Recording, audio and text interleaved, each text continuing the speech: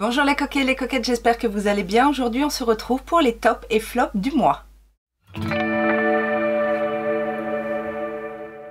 Je suis de retour et oui, après une longue absence, j'ai essayé quand même de vous envoyer quelques bonnes ondes par Insta, par Facebook.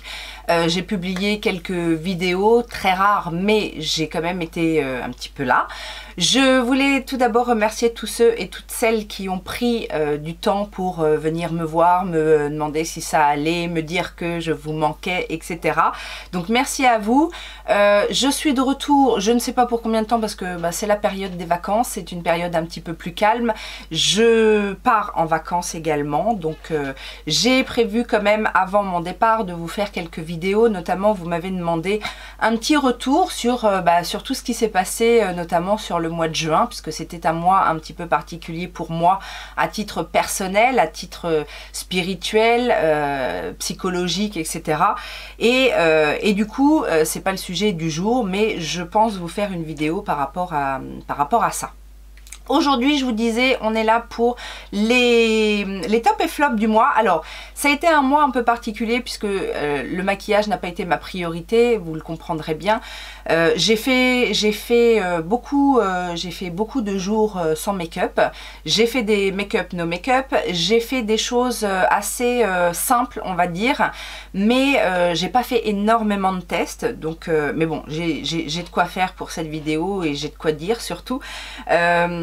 J'ai été dans la simplicité. J'ai fait beaucoup aussi de liner en fait, parce que c'est vrai qu'à une époque c'était quand même assez c'était une de mes façons de me maquiller, c'est-à-dire que je faisais un teint à peu près basique et puis toujours un petit liner, enfin petit, pas forcément très petit, mais liner coloré, j'aime beaucoup ça et c'est vrai que j'ai fait pas mal ça ce mois-ci, mais j'ai devant moi quelques produits à vous présenter, donc c'est parti.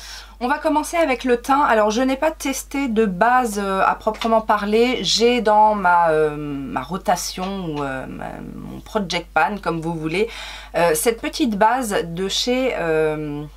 je ne sais pas si c'est la marque Unicorn Glow. J'avais eu ça dans une box. Et donc c'est la Longwear Primer. C'est une base qui est censée être une base lumineuse, hydratante.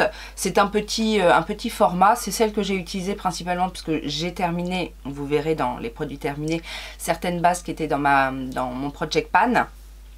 C'est une base que j'utilise sans avoir vraiment de bienfait, c'est-à-dire que je ne sens pas forcément le côté hydratant. C'est une base assez épaisse.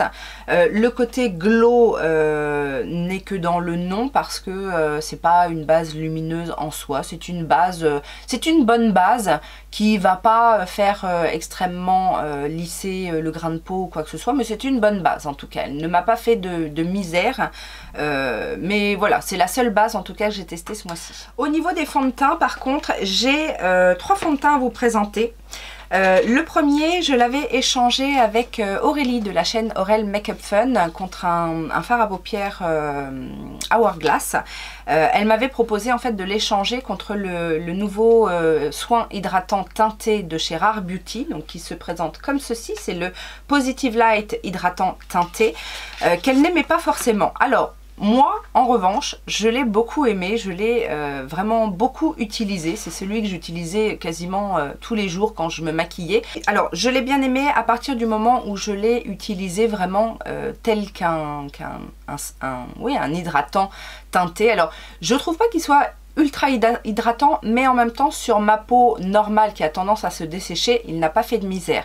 Par contre, je trouvais qu'il unifiait correctement le teint sans forcément couvrir tout, mais je vous dis, dans les jours make-up, no make-up, etc., je demandais pas non plus un teint complètement couvert et je trouvais qu'il tenait très très bien tout au long de la journée. Il y a eu des journées avec des grosses chaleurs, il y a eu des journées où j'ai porté le masque et franchement il a super bien fait le job. Alors moi je l'ai en teinte, alors j'ai pas vraiment choisi ma teinte puisque c'était la teinte d'Aurélie, mais en général on est à peu près dans les mêmes teintes. C'est la teinte 24N. Ça unifie correctement, ça laisse respirer la peau, on n'a pas vraiment l'impression de sentir quoi que ce soit. Je poudrais ou je ne poudrais pas, ça dépendait des fois, mais j'ai plutôt bien aimé ce produit-là comme un produit, voilà, un produit assez quotidien, facile à utiliser. Alors je vous disais, moi je l'utilise bien fondu, en fait je passais un petit moment à bien le fondre à la peau. Parce que à l'éponge ou même au pinceau il pouvait y avoir des traces, puis il pouvait y avoir des amas de textures qui ne sont pas forcément adaptés au produit, mais en le faisant bien fondre à la peau, nickel, impeccable. Donc je pense, alors je vois pas trop où j'en suis, mais je pense vraiment que je l'ai bien entamé, parce que je vous dis, je l'ai utilisé les 3/4 du temps ces dernières semaines. Dans le même genre, alors c'est un fond de teint pour le coup cette fois-ci, mais j'ai trouvé qu'il avait à peu près le même rendu en termes d'unification du teint. C'est pas un fond de teint très couvrant. Il s'agit du Miracle Second Skin Hybrid Foundation de Max Factor. Donc ce produit que j'avais acheté sur Look Fantastic, je crois, au fil unique, à tout petit prix. C'est un fond de teint assez léger qui est censé justement être hydratant, qui a un SPF 20 à l'intérieur, voilà, qui est au lait de coco et aux prébiotiques et aux probiotiques. Et ben, je vous dis, en termes de rendu, c'est à peu près le même rendu que le produit de chez Rare, à la différence que celui-ci gardait un aspect plus hydratant. Celui de Rare Beauty, lui, séché complètement et j'avais vraiment l'impression qu'il s'imprégnait à la peau. Celui-ci garde un côté un petit peu plus hydratant, un petit peu plus, une peau un petit peu plus, oui, un petit peu plus, pas mouillée, mais vous voyez ce que je veux dire. On le sentait un petit peu plus. Cela dit, je vous dis, c'est un produit pas très cher à la base que l'on peut avoir avec une bonne réduction. Donc si vous aimez les choses assez naturelles et que vous avez la peau sèche, bah, ça peut être idéal pour vous. En plus, format flacon pompe souple comme ça, on aime toujours. Et moi, je l'ai pris en teinte 04 Lime Medium et c'était la teinte qui me correspond actuellement. Donc voilà, j'ai bien aimé aussi ce petit produit-là. C'est vrai que j'allais plus sur le Rare Beauty, surtout les journées où il faisait chaud parce que du coup, on a vraiment cette sensation de toucher sec sur le visage. Mais au niveau du rendu, c'est à peu près la même chose. Aujourd'hui, je porte un fond de teint un petit peu plus couvrant, mais qui a tout de même un rendu très naturel. C'est celui de chez Shiseido, le dernier que j'ai acheté, le Synchro Skin Radiant Lifting. Je vous avais dit, moi je suis une grande adepte de la première version qui était le Self Refreshing Synchro Skin et que j'ai beaucoup aimé parce que je le trouvais effectivement très naturel, la bonne couvrance qu'il fallait, qui fusionnait bien à la peau, qui évoluait bien dans le temps et qui gardait un côté vraiment frais et réveillé au teint tout au long de la journée. Celui-ci promet d'être un petit peu plus radiant, donc un petit peu plus lumineux et je n'ai pas trouvé une grande différence en termes de rendu. Par contre, je le trouve effectivement lui aussi un petit peu plus accrochant, avec une meilleure tenue.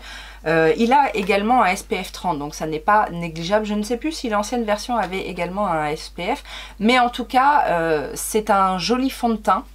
Alors, couvrance vraiment moyenne, vous voyez là le teint est relativement bien couvert, plus couvrant en tout cas que les deux premiers produits. Est-ce que ça vaut le coup par rapport à l'ancienne version? Bah, j'ai envie de vous dire non, l'une et l'autre m'ont beaucoup plu.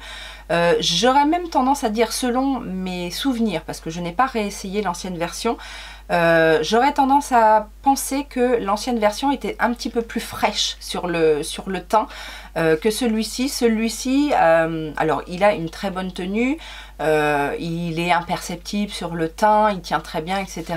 Mais l'autre avait un côté plus respirant tout au long de la journée. En tout cas, moi, c'est ce qui m'avait beaucoup plu dans cette ancienne version. Donc si vous êtes fan de Shiseido, si vous êtes fan des rendus naturels, voilà, avec un joli grain de peau aussi, hein, il lisse assez bien la peau. Alors en ce moment j'ai pas trop de problèmes de peau, je vous en reparlerai, mais voilà, en tout cas c'est un très bon fond de teint, un petit peu luxe, mais on peut l'avoir avec des belles réductions, puisque moi je l'avais eu à moins 40% je crois. On en a terminé avec les fonds de teint. Je vais vous parler du seul correcteur anti-cerne que j'ai testé ce mois-ci. C'est celui de chez Nabla. Donc c'est le, comment il s'appelle, Regeneration. C'est celui qui est en format comme ça, mousse. Alors, on aime ou on n'aime pas ce format-là. C'est vrai que c'est pas le plus pratique parce que ça se salit vite. Moi, à chaque fois, parce que j'ai toujours un petit mouchoir ou ma lingette pour nettoyer, donc je finis toujours par nettoyer un petit peu le bouchon et le tour. La mousse se nettoie, hein, je l'ai déjà nettoyée aussi une fois. Alors, c'est un correcteur, j'aurais tendance à dire un correcteur qui va venir donner un petit coup de peps, un petit coup de lumière. C'est pas un correcteur vraiment qui va cacher des cernes très marquées, très colorées, puisqu'il est quand même assez light. Mais moi je trouve qu'il fait très bien le job pour les petites ombres que j'ai en fait en dessous là de l'œil. Et aussi pour illuminer des zones comme le centre du front. Des fois j'en mets un petit peu là, sur l'arête du nez, ça dépend de l'envie du jour. Et je trouve qu'il évolue très bien. Alors, ce que je fais en général, c'est que j'en mets pas énormément. Je tourne une fois et puis une fois ça peut me servir 2-3 jours d'affilée. J'en mets vraiment sur le sillon du cerne pour cacher l'ombre et je viens le tapoter, l'intégrer bien avec les doigts ou même avec une éponge, ça dépend, mais je le fais bien pénétrer et après il ne bouge plus. Il a effectivement une bonne tenue. Alors après ça dépend si vous poudrez ou pas. Moi des fois je le poudre, des fois je le poudre pas. C'est vrai qu'il tient quand même mieux quand je le poudre. En général j'utilise la poudre Pat McGrath légèrement. Mais voilà, il est très fin sur la peau. Donc si vous avez juste voilà soit envie d'illuminer le dessous de l'œil ou certaines zones du visage, soit que vous n'avez pas vraiment de coloration au niveau du cerne, il peut vous convenir.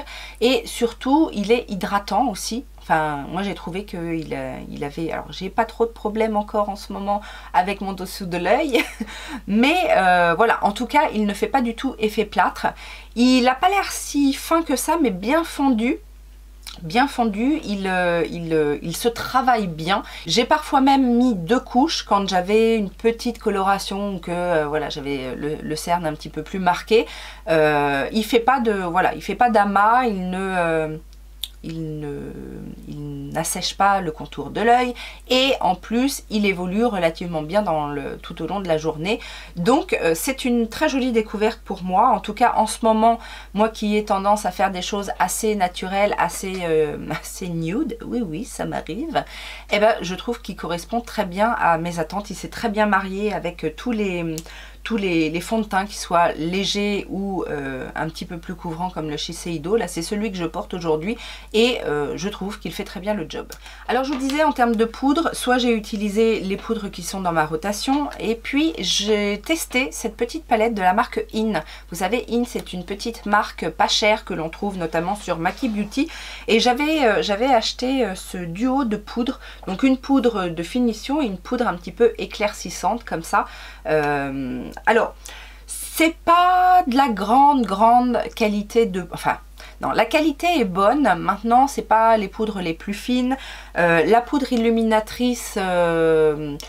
ouais, il y a mieux. La poudre matifiante est matifiante, mais pas la plus matifiante non plus. C'est un petit prix, donc je la juge assez doucement parce que voilà, pour le prix c'est plutôt pas mal. Maintenant je pense que j'ai préféré la version, en fait j'avais testé une version, vous savez, bronzer et highlight. J'avais préféré la texture et le rendu de ce duo plutôt que celle-ci, mais franchement celle-ci fait quand même le job quand vous avez un petit budget et voilà, tout simplement. Alors au niveau bronzer, j'ai testé pas mal de choses. Bah oui, avec les beaux jours, on a envie.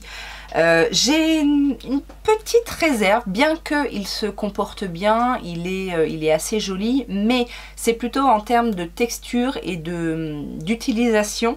Le bronzer de chez Viseart m'a déçu dans le sens où il est très compressé et que il faut y aller. C'est pourtant une formule poudre, mais pas du tout poudreuse pour le coup. J'ai même un petit peu l'impression qu'il se glace à certains endroits. En même temps, ça arrive souvent quand on a des pannes comme ça où il faut vraiment frotter le pinceau pour attraper quelque chose. Après, ça vient aussi peut-être de la teinte qui est assez claire. Moi j'ai la teinte bronzée noix, mais bon, j'ai plein de bronzers de cette teinte là qui fonctionne. Alors je l'ai plutôt utilisé techniquement en contouring plutôt qu'en bronzer. En bronzer là, surtout ces derniers temps, alors peut-être que ce sera différent en hiver, mais là j'avais envie de teintes un petit peu plus chaudes, un petit peu plus intenses, un petit peu plus lumineuses peut-être. Celui-ci il a un rendu mat. Il est pas mal, hein, juste pour faire un contour ou pour les personnes qui aiment les choses très légères, il peut faire le job, mais j'attendais autre chose en fait, j'attendais autre chose de chez Viseart. Je voulais quelque chose de peut-être un petit peu plus un petit peu plus impactant. Cela dit, il est très fin du coup, même en mettant beaucoup, parce que parfois j'ai mis la dose avec des pinceaux assez compacts. Il reste naturel, ça c'est son grand plus. Donc c'est pour ça, c'est pas un flop parce que je sais que ça correspond aux envies et aux attentes de beaucoup, mais par rapport à mes attentes, moi et mes envies du moment, c'était un petit peu en dessous. J'ai bien aimé, mais sans plus, ce produit de chez L'Oréal, donc le Glam Bronze, la Terra Healthy Glow, où il y a plusieurs teintes en fait. Et c'est un produit pratique parce que c'est un tout en un. Mais je me suis rendu compte en fait, parce que vous voyez, il y a plusieurs, déjà, il y a plusieurs teintes dans les teintes bronzer. Et vous avez aussi ces deux teintes-là qui peuvent servir de blush. Sauf que cette teinte-là est quand même très pigmentée. Et que du coup, même si on fait attention à pas trop frotter, parce que bon, les bronzers étant là, il faut faire attention. Et du coup, ça tirait très vite sur une teinte de blush plus que sur une teinte de bronzer, donc sauf à vraiment faire un va-et-vient sur ce côté là. C'est bien pigmenté, c'est joli, mais voilà, c'était encore une fois plus un produit que alors si je l'ai utilisé quand quand je voulais vraiment quelque chose de très rapide et que je voulais pas mettre et bronzer et blush, je mettais juste un petit peu de ça redonnait vie au visage. C'est pas trop poudreux, ça tient relativement bien, donc en soi c'est pas un mauvais produit. J'ai testé le bronzer de la marque Colored Rain, je vous en avais parlé, cette marque là, moi je connaissais surtout pour les produits, enfin les fards à paupières, et j'avais aussi des rouges à lèvres. Elle a débarqué chez Fil Unique et du coup je me suis laissée tenter par le bronzer. Alors le bronzer est censé être l'une des teintes les plus claires, alors je sais pas si c'était la plus claire quand j'ai commandé, mais en tout cas c'est dans les teintes les plus claires, c'est la teinte Caramel Delight. Elle est déjà bien foncée. C'est celui que je porte aujourd'hui et je l'utilise vraiment tout doucement, hein. J'utilise avec mon pinceau préféré pour le bronzer qui est ce pinceau de chez Bedelium, qui est dans cette forme là. J'en mets vraiment un tout petit peu et puis voilà, je viens mettre là dans le creux et après je fonds le reste et ça m'arrive de repasser un coup de pinceau poudre en fait pour bien fondre, parce que il peut être très intense. Et attention surtout si vous aimez les choses assez nuancées, assez light. Alors ils se font bien, hein, il n'est pas trop poudreux non plus, c'est pas enfin c'est un petit prix puisque je crois qu'à la base ils sont à 15 € ces bronzers là. Encore une fois, Colored Rain n'est pas exclu des codes promo, donc on peut l'avoir à bien en dessous. Mais attention aux teintes. Après, c'est vrai que Colored Rain est quand même une marque qui est connue pour la pigmentation de ses fards, l'intensité de ses fards, et qui est aussi originairement, je sais pas si ça se dit, mais à la base c'est quand même une marque qui est dédiée aux peaux foncées, aux peaux ethniques, donc voilà, c'est peut-être aussi pour ça, mais en tout cas je n'ai pas eu de problème à l'utiliser. Mon chouchou, quand même, reste ouais, le bronzer crème de chez Charlotte Tilbury, le Beautiful Skin Sun-Kissed Glow Bronzer, que moi j'ai pris en teinte 2 médium. Et bah, quoi vous dire, ce bronzer a tout pour lui. Alors déjà, le packaging est très joli, c'est un grand format, enfin c'est un grand format, oui, il y a 20 grammes je crois, hein. 21 grammes de produit. C'est une formule crème, mais pas trop crémeuse, qui va se fondre parfaitement à la peau. Vous ne pouvez pas vous tromper avec cette formule-là. Vous pouvez l'utiliser à l'éponge, au pinceau dense. Vous pouvez, même avec un pinceau plus souple, ça se fond superbement bien. Ça a un rendu très naturel. La teinte est parfaite. Et là, vous êtes sûr de pas enfin, vous êtes sûr. Si, on peut toujours en mettre trop, mais je veux dire, à chaque fois que je l'ai mis, ça s'est fondu. En plus, comme ça a un effet un peu gel plutôt que crème, j'ai l'impression. Une fois que c'est fixé, ça tient très bien. Et j'ai adoré. Bon, j'aime beaucoup les bronzers crème en général. Mais celui-ci a retenu vraiment toute mon attention parce que non seulement j'avais le côté allé que j'aime et que j'apprécie surtout en ce moment quand je prends quelques couleurs, mais en même temps l'aspect fondu. Donc en fait le rendu est très naturel. C'est vraiment le rendu, j'ai été me faire bronzer au soleil et j'ai une bonne mine grâce à ça. Ça vous pouvez l'obtenir avec ce bronzer là. En highlighter, j'ai pas testé grand chose, j'ai juste pas mal utilisé celui de chez Kiko, de la gamme Holiday Fable, le Molten Glow Highlighting Drops, parce que très naturel, ça se voit mais c'est pas trop intense, c'est une formule en pompe comme ça, donc on peut doser facilement. En général, je commençais par en mettre sur les contours du visage avec l'éponge et je revenais tapoter un tout petit peu de matière sur vraiment sur le bombé ici. Le petit bémol peut-être ce serait la tenue, surtout les journées où il a fait très chaud, parce que voilà, au bout d'un moment ça s'estompe un petit peu. Mais en même temps, Holiday Fable c'était une collection d'hiver, donc enfin c'est pas un produit waterproof ou quoi que ce soit. C'est un conditionnement assez grand, donc c'est quelque chose qu'on peut mettre aussi sur le corps. Pensez peut-être à en mettre sur le dos des épaules quand vous avez un petit débardeur, sur les clavicules, enfin voilà, ce genre de choses. Non, franchement, si vous aimez ce genre de produit et qu'il est encore en solde, puisque c'est encore les soldes, je crois, jusqu'au 19, et vous pouvez y aller sans problème.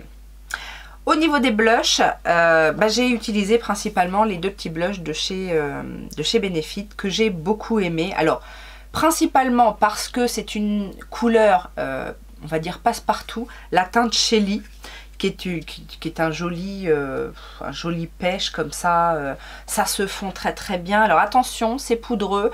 Moi en général je l'utilise avec un pinceau duo fibre comme ça qui va pas prendre trop de matière et après je fonds bien. Mais c'est le petit défaut, moi que je trouve par rapport à ces blushs là, par rapport aux anciennes versions. J'avais pas l'impression que les anciennes versions des blushs de Benefit étaient si poudreuses que ça. Là c'est certainement la nouvelle texture qui veut ça, mais du coup ça se fond très bien, ça tient très bien. Là j'en ai mis encore un autre aujourd'hui, c'est la teinte Krista.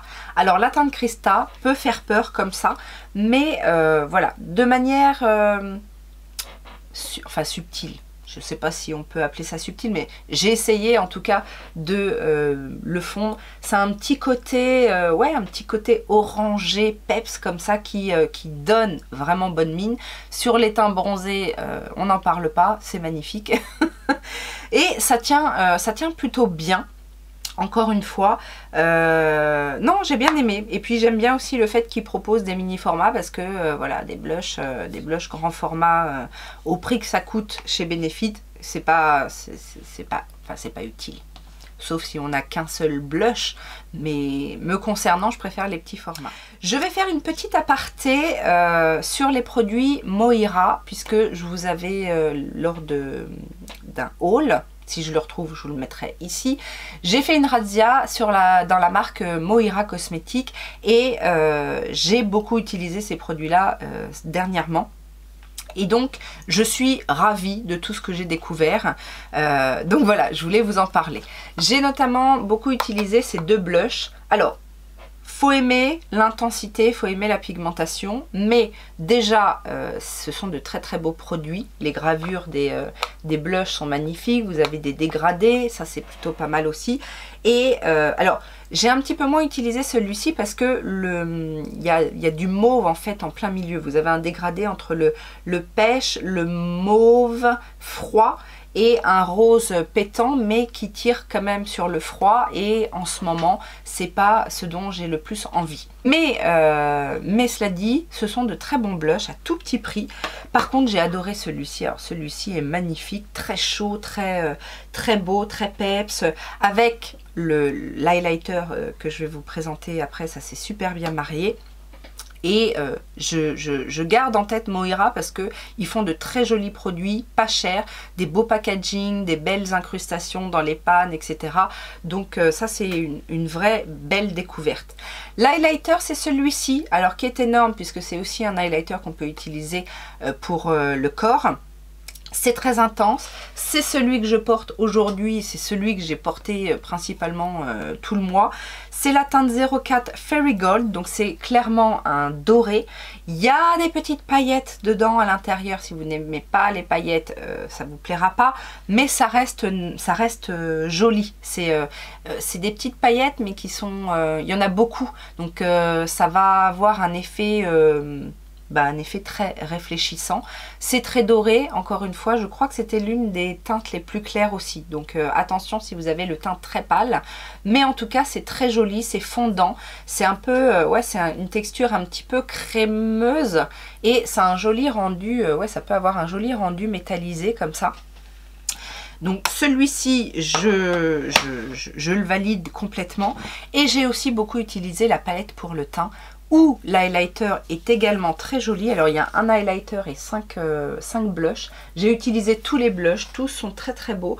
J'ai beaucoup utilisé celui-ci, voire même celui-ci pour fondre les autres. Parce que moi quand j'ai une palette de blush comme ça, j'aime bien mélanger les couleurs, je trouve ça plus ludique. Et l'highlighter lui aussi est très très beau. C'était bien parce que comme l'autre est très doré, ça m'a permis, celui-ci est un petit peu plus rosé, et ça m'a permis quand même d'avoir une alternative. Vous voyez comme il est beau, il est très fin. Alors celui-ci aussi a des micro paillettes à l'intérieur, mais moi j'aime ça. Je comprends qu'on n'aime pas quand il y a des grosses paillettes qui viennent se mettre un petit peu partout. Mais là quand ce sont des fines paillettes et que le rendu est plus fondu, et ben ça me convient très bien. Donc Moira, c'est une belle découverte. En tout cas moi j'ai trouvé les produits très agréables à utiliser. Produit pour les lèvres, eh bien un produit que j'ai bien aimé utiliser, c'est celui de chez Make Up For Ever. C'est celui que je porte encore aujourd'hui. Ce sont les Artist Lip Shot. Donc lac à lèvres stylo longue tenue. Vous savez, c'est un système de stylo à clic. Alors c'est pas ce qu'il y a de plus pratique, parce que vous savez, faut pas cliquer trop parce que sinon après vous pouvez pas redescendre le produit. C'est un rouge à lèvres, je m'en remets. C'est un rouge à lèvres qui a une belle pigmentation, qui a un effet un petit peu alors laqué. Je reviens sur ce terme lac. Pour moi, une laque, ça a un effet vraiment très brillant, très vinyle en fait. Là, c'est un rouge à lèvres plutôt crémeux, lumineux, mais qui a une bonne tenue. Alors, il est pas trop épais, mais vous savez, il a ce côté un petit peu collant, très légèrement, mais du coup c'est ce qui fait que la couleur tient bien aussi. Donc c'est un format assez pratique à mettre dans le sac à main, justement, voilà, pour une retouche. Moi j'ai pris la teinte, est-ce que j'ai la teinte là-dessus? C'est la teinte 101 Excessive Nude. Donc c'est effectivement un rouge à lèvres que j'ai mis très souvent parce que du coup nude. Bon, j'ai aussi beaucoup tourné avec ma rotation et mes produits qui sont dans mon Project Pan, mais j'ai préféré quand même les choses plus agréables et faciles à porter. C'est peut-être d'ailleurs pour ça que je n'ai pas aimé le rouge à lèvres liquide mat de chez Lottie London. Alors Lottie London, j'ai fait des belles découvertes, je trouve que c'est, pour le prix en tout cas, c'est plutôt bon rapport qualité-prix. Mais là, le rouge à lèvres liquide, donc c'est le Slay All Day. C'est un rouge à lèvres liquide mat classique et la teinte c'est Hun. H-U-N. C'était un joli mauve comme ça, mauve un peu cendré. Alors la teinte est superbe, mais c'est pas très agréable sur les lèvres, c'est très très sec. L'embout par contre est bien foutu parce que il est assez fin et donc du coup ça permet vraiment de bien dessiner le contour des lèvres. Et, bon, après faut y retourner pour remplir les lèvres. Mais si vous avez une fine bouche, je me considère comme une fine bouche, mais je sais qu'il y a plus fine que moi encore. Voilà, ça peut être sympa parce que du coup ça évite d'en mettre partout. Mais il n'était pas agréable, il était sec. Vous savez, c'est vraiment ce genre de liquide mat qui vient assécher la lèvre. Et alors ça craquelait pas, mais c'est pas le meilleur liquide mat que je connais. Surtout à petit prix, il y en a des beaucoup plus agréables. Je pense notamment, ils sont encore moins chers que ceux-là, je pense notamment à la marque Friara. Qui tiennent très bien, qui ont une belle intensité, parce que c'est pareil au niveau pigmentation. Oui, faut bien en mettre quoi. C'est pas hyper opaque au premier passage. Donc non, là Lottie London pour les rouges à lèvres, j'ai pas aimé. J'avais eu dans une box, je crois que c'est BoxyCharm, où j'avais acheté sur les pop-up, enfin bon, bref, je m'étais laissé tenter par, vous savez, ces fards liquides de chez Huda Beauty. Donc vous avez un côté mat et un côté métallique. Donc les Matte and Metal Melted Shadows. J'ai pris la teinte Bamboo Oops. Donc c'est très nude, hein. C'est très nude, mais je vous mettrai le look que j'ai fait avec, où c'était un make-up no make-up. Donc j'ai principalement mis la teinte mat sur toute la paupière mobile, donc c'est une couleur chair, hein, même assez claire, donc ça vient unifier en tout cas. Et par-dessus j'ai mis le fard liquide. Et ben écoutez, j'ai trouvé que ça faisait bien le job pour un make-up no make-up. Ça donne un petit scintillement sur la paupière. Alors je l'ai pas mis, le côté métallique, je l'ai pas mis en couche épaisse. J'en ai mis 3 petits points et après je suis venue fondre avec un pinceau estompeur de manière à juste avoir ce petit scintillement. Peut-être qu'on peut avoir un effet un petit peu plus métallisé, mais par contre ça a super bien tenu toute la journée. Là la tenue elle était irréprochable, parce qu'avec ce genre de produit des fois j'ai des fards crème ou même certains fards liquides qui vont cruiser dans le creux de la paupière, qui peuvent s'affadir, et là non, toute la journée ça a été nickel. Donc c'est plutôt pas mal. Maintenant c'est pas la teinte la plus folichonne, mais je sais qu'il y a d'autres teintes et du coup c'est un bon produit, surtout si vous aimez ce genre de concept produit facile à appliquer et qui a une bonne tenue. J'ai testé de la marque Révolution ce petit fard crème dans la collection Nat. Donc c'est le Eye Glaze en teinte rose gold. J'avais acheté ça en super promo, je crois, sur Boozy Shop. Donc la teinte est comme ça. Et ben alors ça justement, vous voyez, c'est le genre de fard, si vous en mettez un petit peu trop, qui va venir creaser. Enfin, il sèche relativement bien, mais ça, au bout d'un moment, ça file un petit peu dans les plis. Cela dit, il y a quand même une bonne tenue. La teinte était sympa, c'est une teinte rose gold, hein, tout simplement. Le plus de ce produit-là, c'est que c'est quand même hyper fin sur la paupière. C'est pas ce genre de fard crème assez épais, parce que bon, il y en a des fois. Mais attention, si vous avez, alors c'est pas mon cas, mais si vous avez la paupière grasse, peut-être que ça tiendra pas très très bien. Et le dernier fard liquide, alors je l'ai plutôt utilisé en topper ou alors en coin interne pour donner un petit effet un peu holographique, mais c'est très très joli. C'est de la marque Be Perfect et ce sont les Glamour Glitter Liquid Eyeshadow que moi j'ai pris en teinte Lucky Charm. Donc c'est cette teinte un petit peu dorée, bronze, c'est vert. Ça dépend sous quel angle vous le regardez, c'est l'avantage des duochromes. Là vous allez peut-être plus voir le doré vert, mais il y a un petit côté bronze, bronze orangé, vous voyez.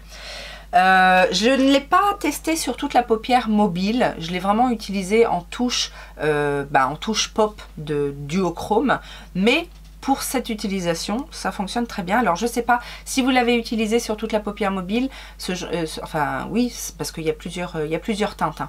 N'hésitez pas à mettre en commentaire si vous avez remarqué si ça cuisait ou pas, fonction de votre utilisation du produit. Et enfin, en dernier fard crème que j'ai utilisé, c'est un Shadow Stick de la marque Beauty Bay, vous savez, de la collection Disney. Est-ce qu'il y a un nom? Non, Shadow Stick, Disney Color. Et moi, j'ai utilisé la teinte Cheshire Cat, donc le mauve comme ça. Je l'ai utilisé en base, c'est-à-dire que par-dessus, j'ai rajouté un fard à paupières, d'ailleurs d'une palette de Moira Cosmétiques. J'ai fait un monochrome en fait. Et je l'ai utilisé en base, histoire de mieux intensifier le mauve en fard à paupières poudre. Et ben écoutez, comme ça a bien fonctionné. J'ai trouvé que ça accrochait, ça colore un petit peu la paupière. C'est pas super opaque, mais ça colore un petit peu la paupière. En même temps, moi comme j'utilisais en bas, j'avais pas besoin que ce soit hyper intense. Ça a bien accroché le fard poudre. Et ça a bien tenu toute la journée également, parce que avec ce genre de produit, c'est tout l'un ou tout l'autre. Soit ça fait super bien tenir le fard, soit ça migre, et là, dans ces cas-là, ça peut faire des cacas. Là, c'était pas le cas, ça a bien fonctionné, ça n'a pas fait de bêtises.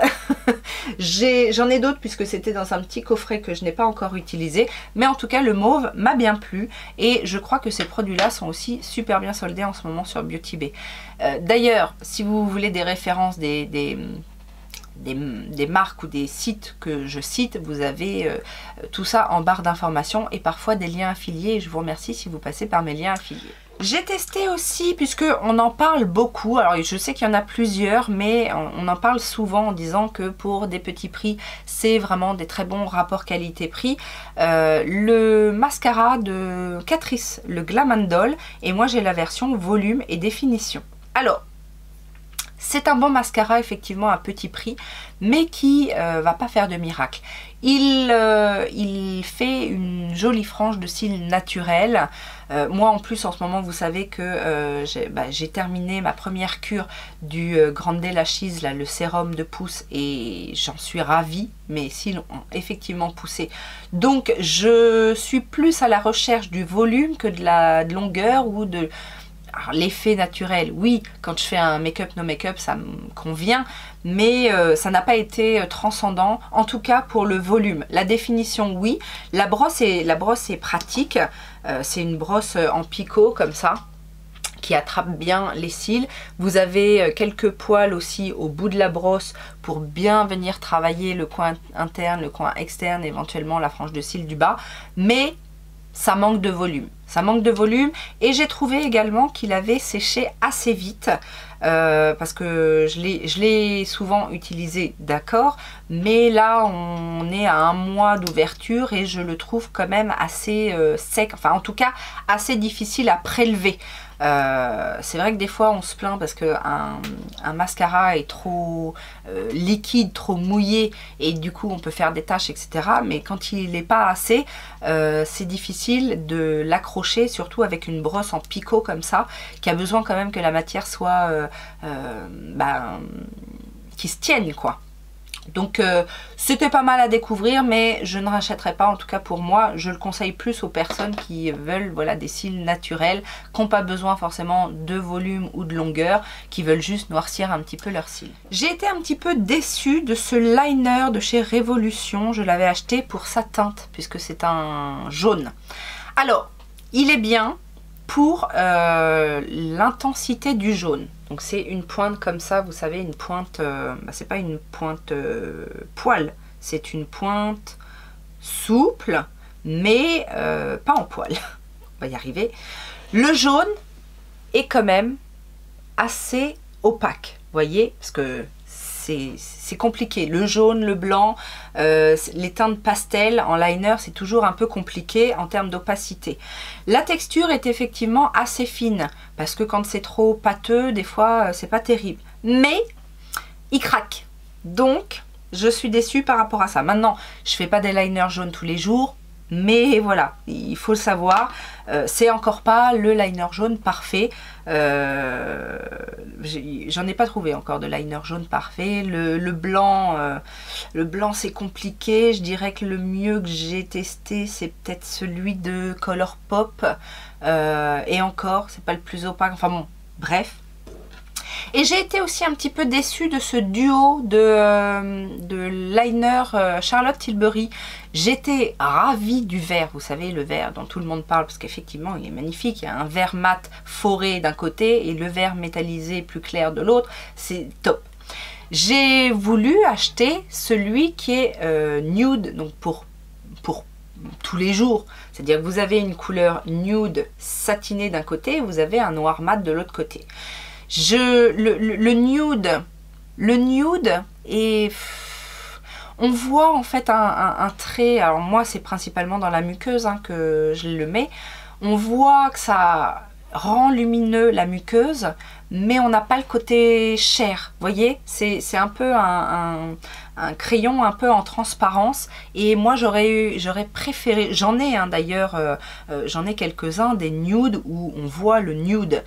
Là c'est plus lumineux qu'autre chose, donc on a un peu l'impression de mettre pas des paillettes, parce que c'est pas de la taille des paillettes, mais vous voyez, on a un côté, ouais, un côté lumineux, mais pas de couleur chair. Voilà. Et le noir est un noir mat pas si intense que ça. Surtout en comparaison, moi en ce moment j'utilise beaucoup celui de chez Huda là, qui est très intense et très gras. Et alors j'ai fini le côté liquid liner, mais j'ai pas fini encore le côté crayon. Et du coup, je suis restée un petit peu sur ma faim, surtout pour le prix Charlotte Tilbury. Et puis en comparaison avec le vert, parce que le vert, lui, par contre, est très intense au premier passage, même dans la muqueuse, il n'y a pas besoin de... Voilà. Et enfin, déception également, mais ça c'est pas la première fois, d'un crayon pour les yeux de chez Colourpop. Là c'était la collection Disney Bambi. Et alors déjà les mines se font la malle, donc ça c'est ça que j'ai remarqué à plusieurs reprises. Et pareil, la teinte qui est c'est un petit prune, alors déjà ils se cassent, ils sont très fragiles.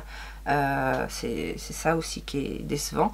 Et la teinte qui, comme ça en swatch, paraît plutôt sympa, c'est un mauve plutôt sympa, assez intense, mat, et sur la muqueuse ça se voit pas. Donc oui, en base ou en contour de l'œil pourquoi pas, mais en muqueuse, et moi les crayons comme ça je les utilise principalement en muqueuse. Je fais rarement des liners avec, ou je fais rarement des bases aussi de maquillage avec, donc voilà, moi j'aurais aimé avoir ça dans ma muqueuse et j'ai jamais réussi à obtenir cette teinte là quoi. Voilà ce qu'il en est pour le make-up testé ce mois-ci. Vous voyez, il y avait quand même de quoi faire. Et du coup, je vais vous parler des palettes, parce que j'ai utilisé quelques palettes très souvent. J'ai fait d'autres tests une fois ou deux avec d'autres palettes, il n'y en a pas énormément, mais je vais quand même vous faire un petit retour. J'ai fait un make-up avec cette palette de chez Beauty Bay, collection Disney. Là c'est la Alice in Wonderland, parce que la Color Story m'appelait. J'ai fait un tout mat. Écoutez, ça c'est bien travaillé, c'est du tout mat, donc c'est pas, et puis les couleurs sont assez impactantes, mais ça se travaille bien, c'est pas trop poudreux. J'ai bien aimé, alors que la collection en elle-même ne m'attirait pas plus que ça, mais j'ai bien aimé ce que j'ai fait, et j'ai même pensé à prendre les deux dernières là, je sais plus, c'est Bambi et aussi Alice, mais le Chapelier Fou je crois, enfin bon, bref. Je réfléchis encore parce que les teintes sont un peu particulières. J'ai également utilisé une fois la clientèle palette de chez Be Perfect, et je n'ai eu aucun souci d'utilisation avec cette palette. Les couleurs sont belles, les lumineux sont très beaux. Il y a des teintes chaudes, il y a des teintes froides, il y a beaucoup de nude, il y a le petit vert qui est sympa. Alors je n'ai fait qu'un test de cette palette, mais j'ai trouvé que ça se travaillait relativement bien. C'est au niveau des textures, c'est vraiment ce que j'ai connu dans les palettes en collaboration avec Stassi Meri. C'est-à-dire que c'est pas trop poudreux, c'est quand même assez intense, on arrive à faire de jolies choses. Et vraiment, les lumineux sont beaux, sans être extraordinaires, sans être très originaux. Mais je trouve que c'est une bonne palette de basique. Et c'est l'une des rares palettes de basique qu'on peut avoir chez BPerfect. Parce que des fois, ils partent un petit peu en freestyle. Et pareil, une fois... mais très agréablement surprise, là encore aussi des lumineux, parce que les lumineux ont une texture un peu gel, un peu scintillante parfois, un peu duochrome d'autres fois. C'est la grande palette Constellation, Constellation Sky de chez Morphe. Alors là pour le coup, oui, c'est encore du neutre, mais avec une belle déclinaison d'intensité, avec des gris, des bleus, des violets, des marronnés, des mauves, des rosés, des dorés. Enfin, je trouve qu'il y a une très très belle harmonie. Et je vous disais, les teintes du milieu, en tout cas celle-ci et celle-là, les gros pannes, ont une texture gel super super fine avec des petits... alors où c'est que je vais vous faire un swatch là, avec des petits reflets, c'est vraiment des toppers, hein, mais c'est des... Est-ce que vous allez voir d'ailleurs? Ah, vous voyez pas grand chose, mais c'est très très beau, ça vient rehausser, ça vient mettre une petite touche subtile, et puis la texture est assez, assez innovante par rapport à ce que je connais de chez Morphe, donc c'est surtout pour ça que j'ai bien aimé. Après, je ne l'ai pas exploité, hein, je vous dis, j'ai fait qu'un make-up avec. Il y a de quoi faire bien plus. Mais en tout cas, bonne première impression. J'ai beaucoup utilisé, c'est encore avec celle-ci que je me suis maquillée aujourd'hui. Bon, j'ai utilisé principalement cette palette pour les teintes neutres, puisque je vous ai dit, une bonne partie du mois, je me suis maquillée en faisant un liner. Donc quand c'est comme ça, soit j'unifie la paupière et je fais juste mon liner, soit je fais quand même un petit creux de paupière. Je mets un petit peu de forme en fait à mon œil, et du coup j'ai beaucoup utilisé cette palette là pour ça, mais j'ai aussi fait des make-up avec. C'est la palette, la grande palette Révolution Pro collaboration Marilyn Monroe. Donc elle se présente comme ceci, et je trouve que la qualité de ces fards est très belle. On a une texture un petit peu soyeuse, crémeuse. On a des paillettes qui s'utilisent très très bien par-dessus un make-up pour venir pimper et donner du brillant au fard. Parce que dans cette palette, en fait, on va avoir des mats. On n'en a pas énormément. On a des fards un petit peu métallisés comme ceux-là, mais qui sont pas... Ils sont légèrement métallisé, mais entre le satiné et le métallisé. Donc du coup, d'avoir les paillettes et d'avoir différentes teintes de paillettes, ça vient vraiment redonner un petit coup de scintillement au make-up. Et je vous disais, principalement pour faire les contours de mes make-up, j'ai utilisé ce fard-là qui est froid, ou celui-ci, après ça dépendait de la couleur de mes liners que je mettais, ou celui-ci qui est plutôt chaud. Et pour intensifier éventuellement un ras de cils ou même un extérieur d'œil, j'utilisais celui-là. Donc c'est une belle palette. Après, le premier make-up que j'avais fait, j'avais utilisé ce beau rose rouge. Non, franchement, j'ai bien aimé. Je sais qu'il y en a une autre qui n'est pas une édition limitée et qui est très chaude. J'imagine que c'est les mêmes types de fards. Bon, après celle-là est très très belle, et j'avais adoré aussi l'highlighter de la gamme, mais je crois qu'on trouve plus grand chose de cette collection là en vente. En tout cas sur le site officiel il y a plus grand chose, je crois. Mais peut-être que la palette existe encore. Je sais que le quad on le trouve plus, mais la grande palette on doit la trouver encore. Et mes deux chouchoutes du mois, on va commencer avec la Written in the Star de chez Moira. Cette palette est très très belle. Elle permet de faire beaucoup de choses. Elle permet de faire du nude avec une petite touche de couleur, que ce soit les verts ou le violet, le mauve. Elle permet de faire justement le look monochrome que j'ai fait, c'était avec le mauve. On a un topper, on a des fards un petit peu métallisés, pailletés, comme ce vert là ou ce Il y a un doré, un vert plus intense. On a des teintes sympas aussi pour faire des contours, comme je vous ai dit avec l'autre palette. Le beige, il y a un espèce de petit taupe léger, grisé ici. En plus, le design de la palette est sympa, ça se travaille bien. C'est pas la meilleure qualité de fard que j'ai rencontré, mais en tout cas, elle se travaille facilement. Il y a certains fards où il faut un petit peu y revenir, mais Moira, c'est une belle découverte. Et la dernière, c'est celle de chez Oden's Eye. La palette est là, qui était en collaboration avec Angelica Negwitz. Bah ouais, bah c'est Oden's Eye.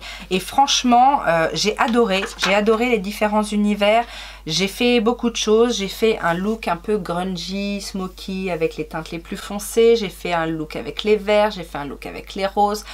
J'ai même fait un look avec les teintes moutarde, là, vert, anis, avec le petit camel. Je trouve qu'elle est vachement versatile. Les teintes lumineuses, alors on a des belles intensités au niveau des teintes lumineuses. On a deux toppers ici qui sont magnifiques mais intenses en même temps. Les mats se travaillent bien, ils sont bien intenses. J'ai pas eu de souci à travailler cette palette et je ne regrette pas mon achat. J'avais hésité un petit peu à la prendre cette palette parce que je vous avais dit, c'est une collaboration, mais une collaboration qui est un petit peu plus chère que les autres. Et du coup, voilà. Mais bon, elle vaut le coup quand même. Je ne sais pas si elle est encore disponible, mais en tout cas, c'est une très belle palette avec un beau design. Voilà, Oden's Eye, bon, j'ai rarement été déçue d'Oden's Eye. Donc ouais, cette palette, je vous la recommande si vous aimez la Color Story. Bon, la Color Story est très originale, mais en même temps, on peut faire des choses relativement plus classiques. Voilà, c'est ça. C'est qu'il y a 2-3 fards qui permettent de faire des choses plus classiques et tout le reste, ça permet de pimper. Et ça, j'aime bien ce genre de Color Story. Voilà, on en a terminé pour les tops et flops du mois. N'hésitez pas à me dire, vous, quel a été votre pire produit et votre top ce mois-ci, découverte. Et j'espère revenir très rapidement. Mais en attendant, bien évidemment, je vous fais plein de gros bisous. Je vous souhaite plein de bonnes choses. Et je vous dis à très bientôt. Ciao, ciao!